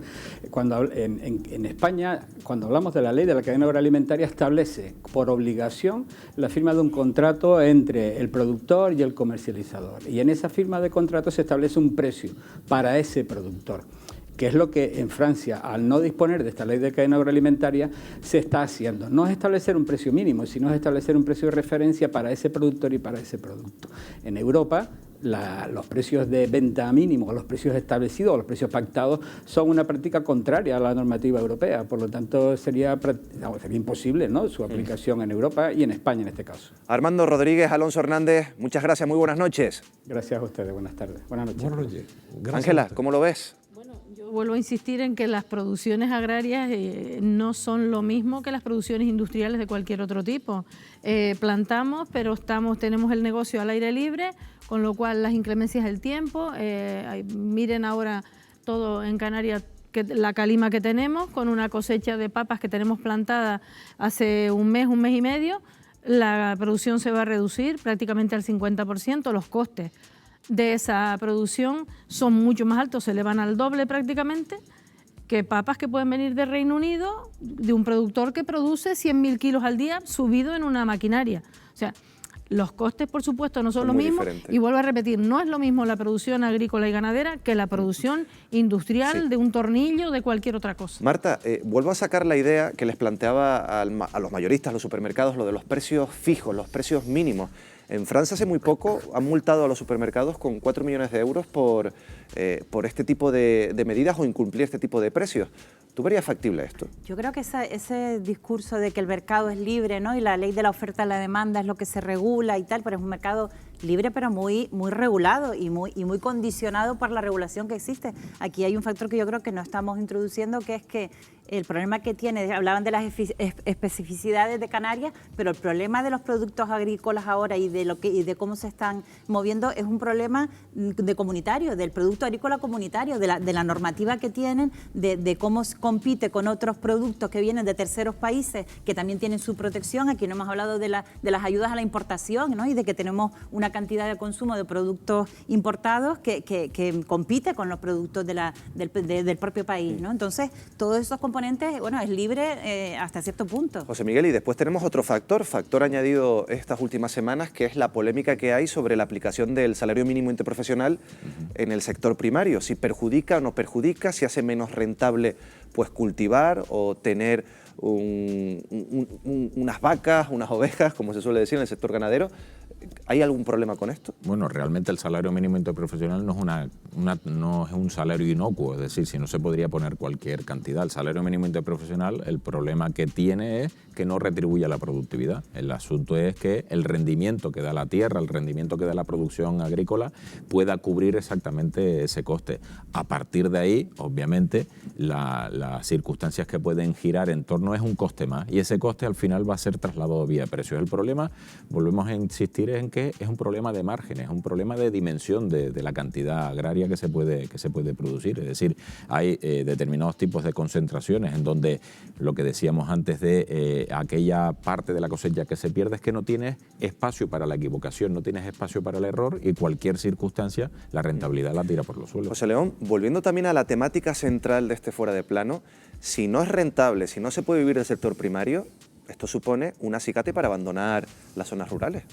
Claro, pero yo creo que en territorios como Canarias, especialmente aislados del resto del país, etcétera, es importante, es fundamental que sigamos teniendo agricultura, que sigamos teniendo productos alimenticios. Se está promoviendo el kilómetro cero, el consumir productos locales, de cercanías, todo esto, no frescos, etcétera. Eso no se puede conseguir con la simple y pura libertad de mercado, como dicen. La libertad de mercado está muy bien, pero hay que hacer regulaciones para que la agricultura no desaparezca en Canarias. Estamos en vías de que desaparezca. Han desaparecido desde los años 50 hasta ahora 95.000 hectáreas de agricultura. Fíjate, José León, porque detrás de este diferencial de precios nos queremos preguntar cuál es el peso del sector primario, como tú estabas hablando, en la economía del archipiélago, y sobre todo, qué volumen de alimentos tenemos que importar para completar nuestra cesta de la compra. Y lo vamos a hacer con el economista de la mesa esta noche, con José Miguel González, que se lo vas a explicar a Wendy. Te lo dejo. Así es, esta noche nos acompaña precisamente para analizar, hemos estado hablando a lo largo de todo el programa de ese retroceso del sector primario y sobre todo, José Miguel, esas consecuencias para la economía de las islas. Vamos a hacer ese pequeño análisis y me gustaría comenzar preguntándole por la aportación del sector primario al Producto Interior Bruto de Canarias, a la economía. ¿Cuánta riqueza genera? Realmente es el sector económico que menos aporta. Hace 20 años, en el año 2000, aportaba en torno al 1,7%.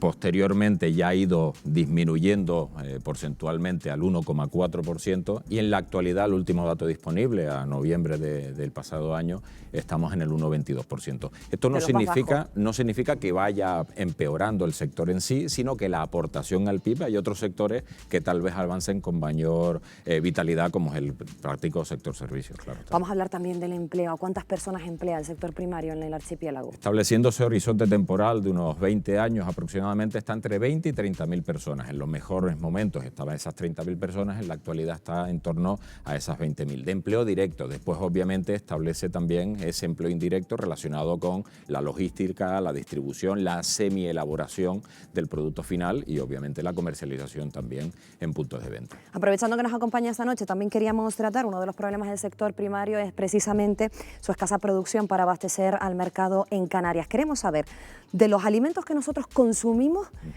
¿qué cantidad, qué porcentaje vienen de fuera y cuáles son productos locales? Las estimaciones que se tienen en base a la soberanía alimentaria están en torno al 80% de importación solo de productos agrícolas. Obviamente el colectivo de importación de la alimentación es mucho menor, pero lo que se dedica principalmente a la alimentación es el 80%. Eso obviamente te genera que esa disminución de la soberanía alimentaria está perfectamente delimitada por la condición archipelágica y la de escasa dimensión poblacional.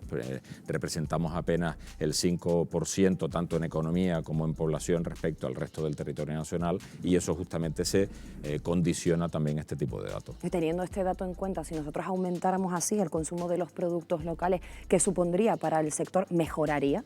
Por supuesto, es decir, cualquier incremento en la demanda generaría como mínimo incremento en la rentabilidad del propio sector. Si aglutinaría más o menos empleo, es una situación que el propio mercado pudiera generar en base a los costes de producción. Pero como mínimo la rentabilidad del sector sí generaría un mayor tipo de aportación porque al final estás incrementando la demanda. El riesgo que se corre es que ante incrementos de la demanda aparecerían posibles incrementos de precios, lo cual generaría una situación poco competitiva. Sí, José Miguel comentaba, lo hablábamos antes en la mesa, los productos de kilómetro cero, ¿qué importancia tienen? Bueno, principalmente lo primero es que mejoraría el desarrollo de la estructura local, de la estructura productiva local y también obviamente disminuyen todos los que son los costes de transacción. Se ha visto que la fabricación del precio genera también una serie de cadena de valor de intermediación y por último, como no podía ser de otra manera, en base a los objetivos de desarrollo sostenible, esa eliminación de la huella contaminante que podría generar toda la cadena de transporte de llevar el producto de la tierra al mercado final. Que claro nos ha quedado. Muchísimas gracias, José Miguel. Ahora le invito a que continúe en nuestra mesa. Miguel Ángel, yo me quedo con lo último. Qué importante es consumir los productos de la tierra. Pues sí, porque además dabas un dato, Wendy, que se lo voy a trasladar a la mesa, a Jorge, a Paco, que los tengo por aquí. Se reduce el peso del sector primario en Canarias y mientras tenemos que tirar para llenar esa cesta de la compra de un 80% de productos que vienen de fuera. Bueno, yo, sin ánimo de polemizar, hay un grupo de investigación de economía agroalimentaria en Canarias, de la Universidad de La Laguna, sacó un estudio en noviembre de hace un año y calcula en ese estudio que el grado de autoabastecimiento de productos del módulo de alimentos de origen vegetal está en el 52%. Hay productos como la papa, que es el 61%, pero otros como aguacate, que es el 100%, plátano el 100%, mango el 100%, tomate el 90%. Es decir, yo participaba de esa teoría de que, el grado de autoabastecimiento era ínfimo. Y es una sorpresa porque me he encontrado con datos que no me esperaba. Pero en todo caso, lo que es irrebatible es que la agricultura, bien por el crecimiento del resto de los sectores económicos, bien porque no ha terminado de crecer, ocupa cada vez menor peso en el PIB. Y eso, después de que nos integramos en la Unión Europea, en lo que era entonces la Comunidad Económica Europea, precisamente para proteger a la agricultura con ayudas y subvenciones de la PAC. Pero la realidad es que el plátano está estancado en las 400.000 toneladas, la banana ocupa ya el 50% del mercado peninsular. No es que no haya crecido el mercado, es que no ha crecido el plátano. El tomate casi ha desaparecido de Canarias, se ha trasladado las explotaciones de tomate fuera de las islas. Es decir, algo está pasando, desde luego. Lo que pasa es que muchos agricultores también, ahora se lo preguntaré a Ángela, pero me gustaría conocer la opinión de Paco sobre este balance entre importaciones y producción local. Muchos agricultores se quejan de competencia desleal, de que productos que vienen de fuera no tienen que pasar los controles, por ejemplo, que exige la Unión Europea, y sin embargo entran. No, yo creo que básicamente, al margen de esta queja, si se compran los productos que vienen de fuera es porque son más baratos, porque se producen con un mayor margen, porque se producen en mayor cantidad, porque se producen de una manera tecnificada y que por lo tanto son más interesantes para el consumidor. Pero es cierto que desde hace ya algunos años hay distintas formas de medir lo que es el consumo local y se tiene la percepción de que en los últimos 4 o 5 años ha mejorado muchísimo. lo que es el autoabastecimiento, el consumo local. Hay un dato que es que siempre que hablamos de cómo la agricultura se ha hundido, estamos falseando la realidad. La agricultura no se ha hundido. Lo que ha ocurrido es que cada vez vive menos gente de la agricultura, entre otras cosas porque los procesos agrícolas son más fáciles, a pesar de que vivimos en una agricultura de minifundios, y luego que el resto se ha disparado, el resto de los sectores han disparado la economía, mientras que la agricultura no se ha disparado a ese nivel, ¿no? Entre otras cosas porque se está perdiendo tierra de cultivo. Miren, si hay en estos momentos más abastecimiento del que había hace 10 años, más autoabastecimiento, y hay 95.000 hectáreas menos dedicadas a la agricultura, es que han mejorado las técnicas, es que se cultiva mejor. Ángela, que veo que está poniendo mala cara. Bueno, yo no me creo que la agricultura esté mejor ni que hayamos ganado hectáreas. Yo creo que las estadísticas lo dicen. Pero se acaba de decir que ha perdido 95.000, no que las haya ganado. Por eso, entonces no estamos mejor, no producimos más. El sector del tomate ha desaparecido prácticamente. Y de ese abastecimiento del tomate del año pasado a este, esas cifras caen totalmente. En Tenerife se deja de plantar más de un 30% este año porque el sector no ha podido soportar las subidas salariales y porque tenemos el competidor al lado, que es Marruecos, que paga una 10ª parte de salarios de lo que nosotros pagamos y que tiene las puertas abiertas de Europa para exportar todo aquello que quiera sin Ángela, cuota y sin nada. Te voy a hacer una... Sí, y quería hacer otro comentario a las retiradas y por alusión al plátano. Las retiradas se hacen de los mercados precisamente para que no caigan los precios más. Ahora mismo, pongamos un ejemplo, esta semana pues estamos alrededor, lo tengo por aquí, pero alrededor de 8 millones de kilos que van a salir de Canarias hacia la península y unas pequeñas cantidades hacia Europa. Si no dejamos el 1 millón de kilos aquí, si ese 1 millón de kilos que vamos a dejar aquí lo mandamos a la península, vamos a tener que mandar camiones de dinero para pagar esos costes de trasladar ese producto a la península para después traducirlo en pérdida. Ángela, en todos los sectores hay retirada. Ahora mismo hemos oído hablar de la retirada del aceite de oliva. O sea, para regular los mercados... Queda claro, perdona Jorge, claro. Perdona un momento Jorge, porque Jorge hablaba de subvenciones, de ayudas. ¿El sector podría sobrevivir sin ayudas públicas y subvenciones? Ahora mismo no, porque tenemos un mercado que nos importa a menor coste de lo que nosotros producimos y es inviable vivir sin las compensaciones. Otra cosa es que las compensaciones que recibimos no nos da para crecer o para seguir viviendo. Marta y José Miguel, que me pidieron el turno de palabra. Yo diría que no puede vivir sin las ayudas y sin las subvenciones, ni con ellas, porque si hablamos del caso de La Palma, por ejemplo, o de La Gomera, que estaban diciendo que eran las más despobladas, que son las más subvencionadas por la Unión Europea y además que con el proyecto famoso de Islas Verdes, que se intentó crear o introducir cierta actividad complementaria que a su vez dinamice otros sectores de la población, como precisamente el agrario, para que la gente no se vaya, porque la gente se va porque no tiene formas de vida. Entonces, quiero decir, hay cosas del modelo actual que tenemos que no funcionan y que parece que no porque ese ayuda o esa compensación tiene que ser complementada con otro tipo de actividad que dinamice más el conjunto de la economía de la isla. Yo simplemente por aclarar que no hay distorsión de los datos ni discrepancias, sino simplemente que son dos consideraciones diferentes. Es decir, no todo lo que consumimos desde el punto de vista alimentario se fabrica en Canarias. Es decir, es parte de la producción canaria, que es lo que se fabrica aquí. Sí es cierto que está en torno a ese 50%, incluso hay mercados que tienen que salir fuera porque la propia demanda. Y hay otros bienes en este caso que la totalidad de la producción se consume en Canarias, porque claro, es tan poca y de alta calidad que se tiene. Ahora, el 80% estaba referenciado a la alimentación en general. Hay muchos productos semielaborados que no se fabrican en Canarias, pero que tienen que ser importados para abastecer. Perdona Jorge, ahora te doy el turno de palabra y a José también, porque lo hemos hablado aquí, se abandonan terrenos, zonas rurales, terrenos que en muchos casos lindan también con el monte. Y claro, este abandono de las zonas agrícolas y ganaderas pues puede generar consecuencias muy negativas que tienen que ver con los incendios forestales. Lo vimos el pasado verano en Gran Canaria.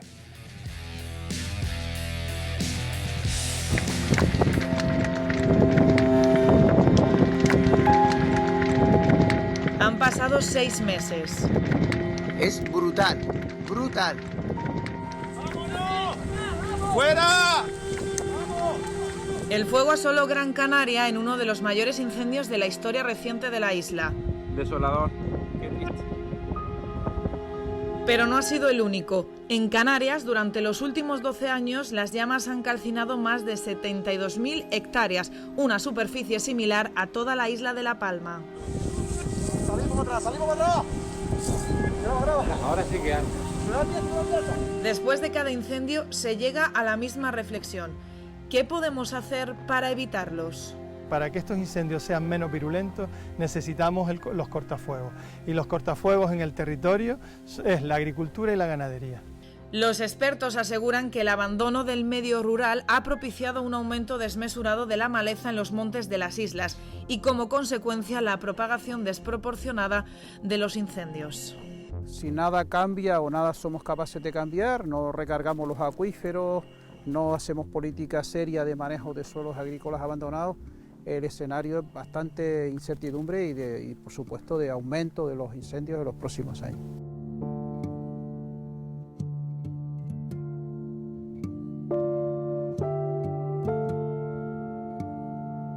Vemos una zona quemada donde llegó el fuego. Debido a esta infraestructura de carretera que tiene el agricultor, hace de cortafuego al incendio, ¿no? Y vemos como en zonas que se cultivan frena la virulencia del incendio, ¿no? Muy importante el pastoreo porque es una capacidad que nunca el humano va a tener de limpiar tan rápido. El pastoreo para evitar el fuego lo que hace es abre unos caminos como por los que vamos caminando ahora, quita la pinocha, quita el combustible del suelo, lo desaparece. Y aquí, sin embargo, pues puede tener una opción a pararse.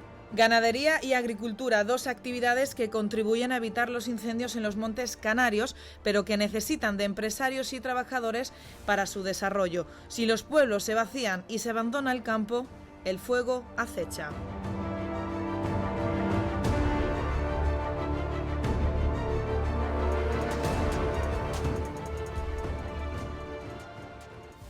José León, esta es una de las consecuencias de abandonar esos territorios, esos terrenos agrícolas. Lo hablaban ganaderos, agricultores. Ellos exigen una estrategia para evitar este problema, pero ¿por dónde tiene que pasar esta estrategia? ¿Por repoblar, por facilitar el acceso a los cultivos?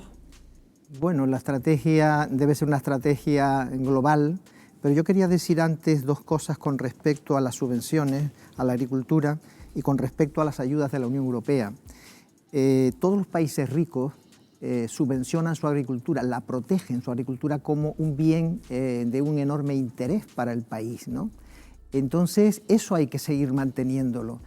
La Unión Europea se creó en gran medida para proteger la agricultura, pero la Unión Europea con el tiempo se ha ido, digamos que, entre comillas, olvidando de esa idea inicial, de ese propósito inicial. ¿Qué ha ocurrido?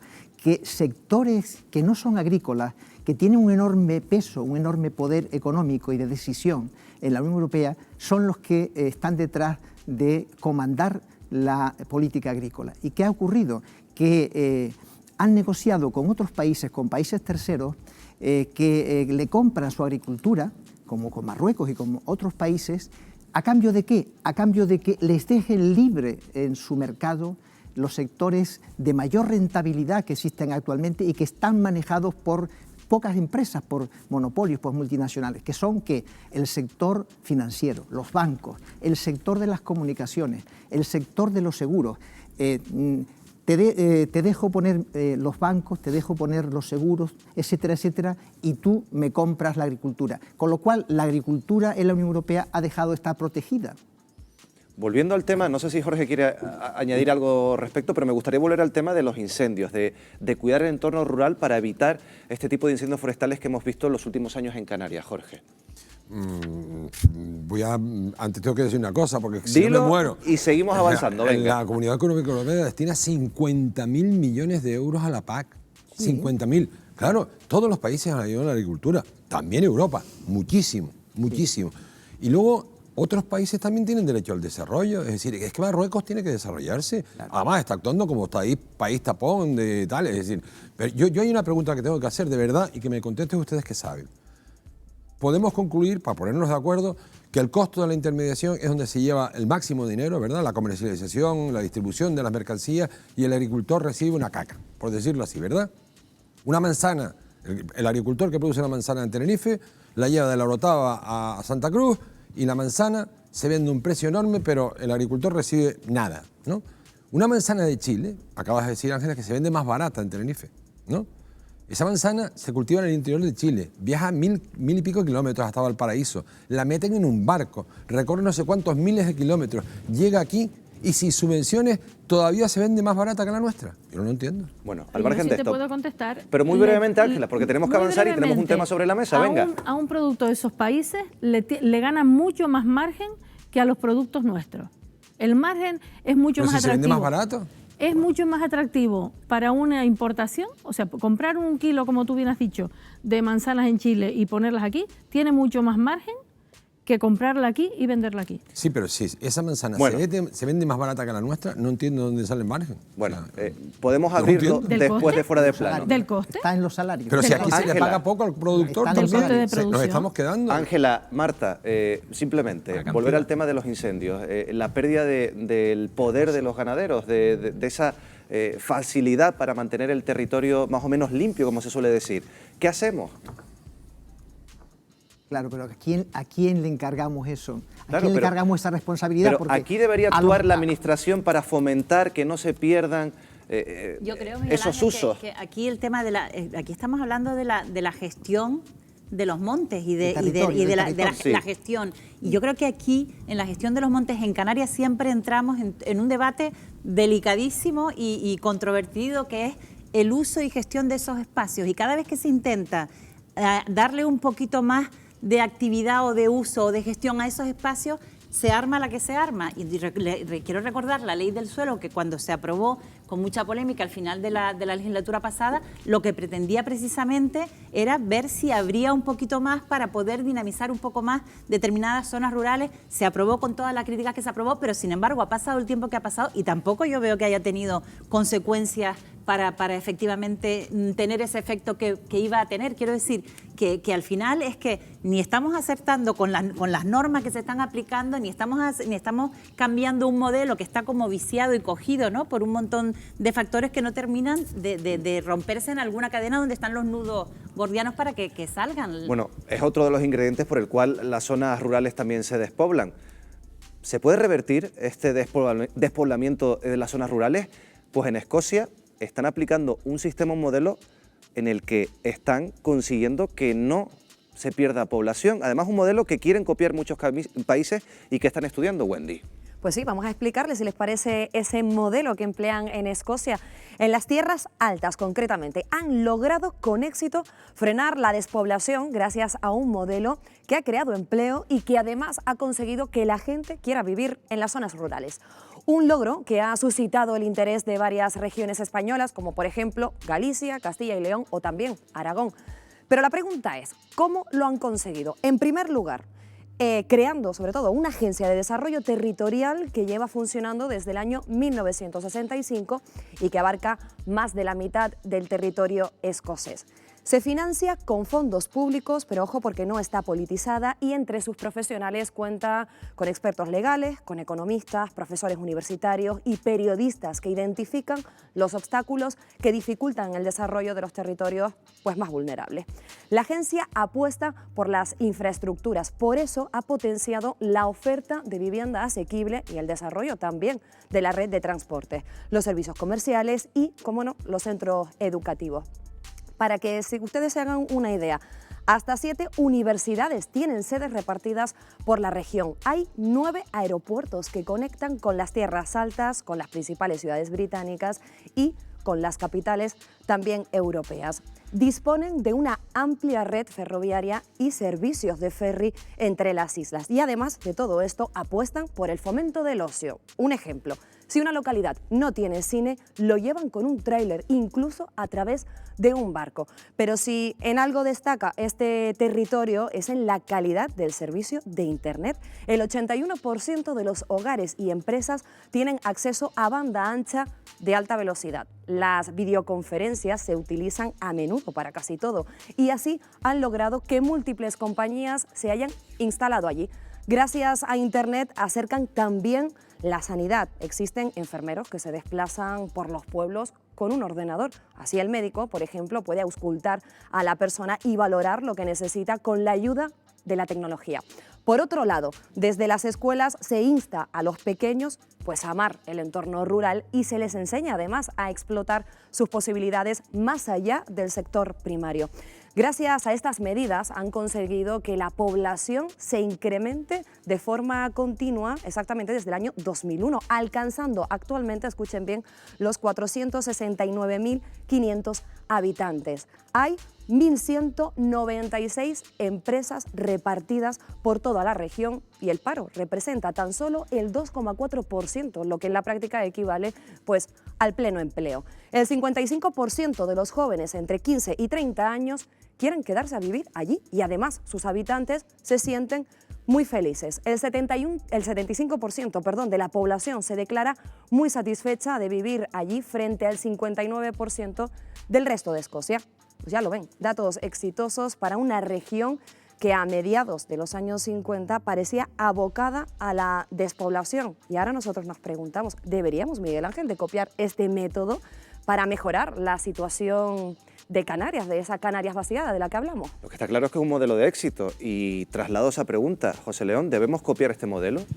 Bueno, habría que conocerlo más de cerca, ¿no? Bueno, lo hemos conocido por encima, pero sí. ¿Deberíamos copiarlo, sí o no? ¿Es una buena opción? Desde que le diga una cuestión previa. Escocia es ahora mismo una región que tiene una enorme producción de petróleo, que tiene una enorme cantidad de recursos, por eso quiere independizarse, etcétera, ¿no?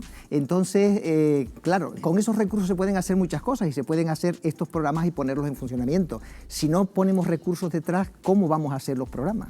¿Es un problema de recursos o de modelo, Paco? Desde luego es un problema de recursos, pero también de modelo. La clave de la historia de lo que ocurre en las tierras altas es que las tierras altas representan aproximadamente el 7 o el 8% de la población de Escocia. Es una cantidad muy pequeña, es más o menos lo que podría representar la isla de La Palma en el conjunto de la población de Canarias. Para entendernos, ¿qué es lo que se ha hecho?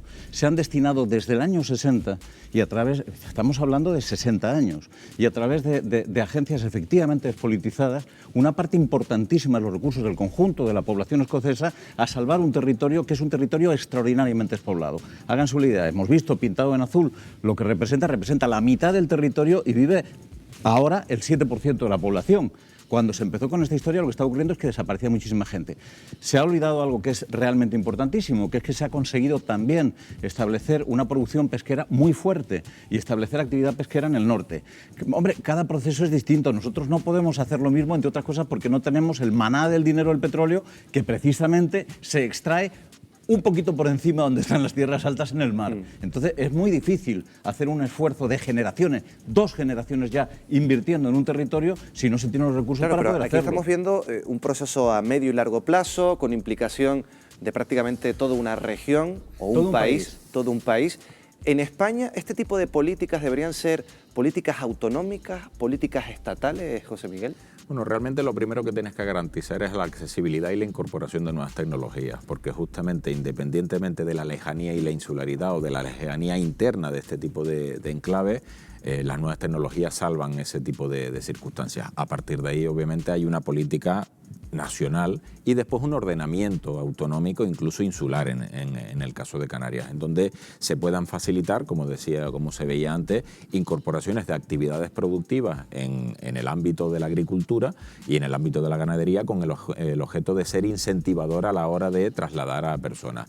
Lo de llamarse sector primario no es un capricho, sector primario porque es el sector que nos pega a la tierra, es decir, el que genera cohesión social con el lugar en donde habita. Es cierto que el caso de éxito que se ha visto es durante un largo periodo de tiempo, por lo tanto son periodos en donde hay que tener mucha paciencia con desarrollos nada explosivos desde el punto de vista de la rentabilidad, pero que terminan por cohesionar a la sociedad mucho más ambientalmente que los actuales. Hemos visto acceso a Internet, acceso a servicios, acceso a la educación. Bueno, hay zonas en Canarias donde reclaman prácticamente lo mismo, acceso a los servicios, mayor acceso también a la educación. Vamos a ir a una de esas zonas, a las Cumbres de Gran Canaria. Está nuestra compañera Patricia Reyes, además con un invitado. Patricia, muy buenas noches. Buenas noches, Miguel Ángel. Estamos con Miqueas Sánchez, presidente de la Asociación de Empresarios de Artenara. Buenas noches, Miqueas. En la última década el éxodo rural ha sido dramático para muchos pueblos en Canarias. Artenara está a la cabeza de los menos poblados. ¿Cuál crees que es la solución para evitar este despoblamiento? Pues lo primero que hay que hacer es calcular y analizar cuánta gente más cabe en estos territorios. Al fin y al cabo son viviendas que se han quedado vacías y habría que volver a llenarlas. Y después, sobre todo, despenalizar vivir en las zonas rurales. ¿Cómo se puede hacer? Pues reduciéndole los costes, puede ser perfectamente bajando los impuestos, que son elementos que nos tocan a todos. Otro de los problemas es la gente se va a las ciudades porque aquí no hay empleo. ¿Cómo generar empleo en las zonas cumbreras? Pues ahora mismo en la cumbre de Gran Canaria el sector servicios es la principal economía. Si utilizamos y hacemos un plan para que ese sector de la atención al turista, atención al visitante, trabaje de manera que pueda tirar del sector primario. Hoy en día el 90-95% de los agricultores de esta zona son aficionados. Si el sector servicio se compromete a hacer gasto del producto más cercano, probablemente podamos conseguir profesionalizar y generar empleo en el sector primario, y de manera que tendríamos crecimiento en las dos áreas. Y además de esta bajada de impuestos que propones, este método para crear empleo, ¿cuáles serían otras de las propuestas para el asentamiento poblacional? Apostar por estas zonas. ¿Cómo se apuesta por unas zonas que hoy en día han reducido mucho sus capacidades? Pues mejorando los servicios, creando planes de desarrollo de los propios servicios públicos, mejorando las carreteras, facilitando pues el acceso de las guaguas, de los transportes públicos, y que con eso podamos entender y asumir que estamos ya haciendo un llamamiento real para que cuando esto, si hay suerte, crece en población, no se bloquee. Y Miqueas, ¿por qué no se valoran estas u otras medidas para el asentamiento poblacional? Pues porque somos pocos. Está claro que en las zonas rurales hoy en día cada vez hay menos gente, y lo que hablamos de microeconomía, para mí es muy importante porque es mi microeconomía, la microeconomía no es mi vecino, pero las grandes políticas se hacen basadas en grandes números. La macroeconomía es la que define pues las líneas a seguir. En nuestro caso, una reducción de impuestos para, por ejemplo, la cumbre de Gran Canaria, que son apenas 3.000 personas, podría ser muy barato para el conjunto de la administración y, sin embargo, muy valioso para las personas que estamos aquí y las que pueden venir. Pues, Miqueas, muchísimas gracias por tu tiempo. Miguel Ángel, buenas noches. Buenas noches, Patricia, y gracias por tener a ese vecino, a esa conexión en Artenara. Nos queda muy poco tiempo, así que preguntas breves, respuestas rápidas. Hablaba el presidente de los empresarios de Artenara de fiscalidad diferenciada. ¿Sí o no, Jorge? Sí, claro, pero yo no creo que ese sea el asunto. Es decir, desde el principio del siglo pasado ya vamos diciendo que España necesita escuela y despensa, lo decía Costa, ¿no? Lo necesitamos educación y un sector primario. Pero un sector primario, se habló de Escocia en el programa, me pareció un reportaje espléndido. Hay otros modelos, Nueva Zelanda quitó todas las subvenciones porque entendía que con muletas no se puede caminar. Marruecos tiene salarios bajísimos, gato negro, gato blanco, ¿qué más da si caza ratones? Necesitamos un sector primario competitivo, donde los jóvenes puedan vivir, tener una explotación y ganar dinero. Si no conseguimos que haya mercado, pues no habrá futuro para la agricultura. Yo creo que el caso escocés lo que sí ha puesto en evidencia la importancia de las redes, de romper el aislamiento de esos sitios, ¿no? De las redes de conexión, de las infraestructuras, la importancia de las infraestructuras. Y aquí quizás habría que ir en Canarias a un modelo más comarcal que municipal, ¿no? A la hora de dotarles a todas estas zonas de unos espacios y unos servicios básicos mínimos de educación, de sanidad, etcétera, que no los tienen y que tienen que estar más dimensionados para poder prestar un servicio de forma rentable, ¿no? ¿Esos servicios básicos, Ángela, favorecerían que la gente no abandonara el sector primario? Yo creo que la principal solución para el sector primario es que sea rentable. Si fuese rentable no habría éxodo hacia las ciudades. No necesitamos que los pueblos se llenen de gente por encima de sus capacidades. Necesitamos que la gente que se dedica a la agricultura y la ganadería no abandone su actividad, pueda vivir dignamente de ella, y dejemos de ser ciudadanos de segunda y pasemos a ser ciudadanos de primera con la misma wifi, con las mismas megas, con los mismos servicios, con los médicos, con toda la disponibilidad de servicios que hay en las ciudades. No perder las escuelas, no perder el consultorio, porque desde que se pierde el trabajo se pierde la escuela y después de la escuela y se pierden los habitantes. Bueno, lo tenemos que dejar aquí. Les agradezco a todos que hayan participado esta noche con nosotros en este debate. Ya saben, esa Canarias vaciada que sigue siendo portada, a veces en muy pocas ocasiones, de los medios. Hoy lo hemos querido tratar aquí en Fuera de Plano. Volvemos el próximo jueves. Hasta la próxima semana. Buenas noches.